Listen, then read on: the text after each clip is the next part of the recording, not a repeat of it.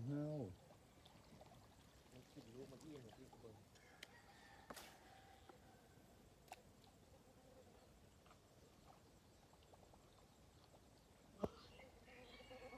สองสามบ้านดีนะที่ขัดเลยดีกว่ามันนำมาเนี่ย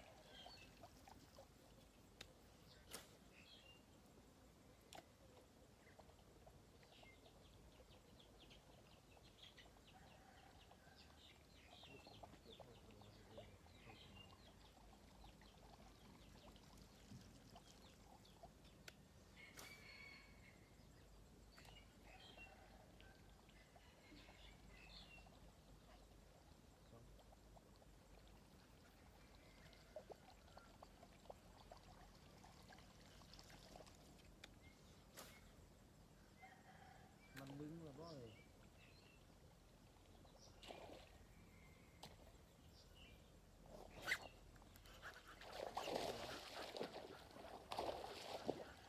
เฮ้ยทำคลิปตัวนี้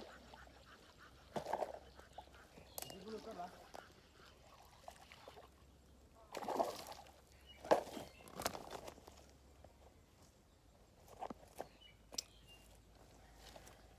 เกือบรุดเลย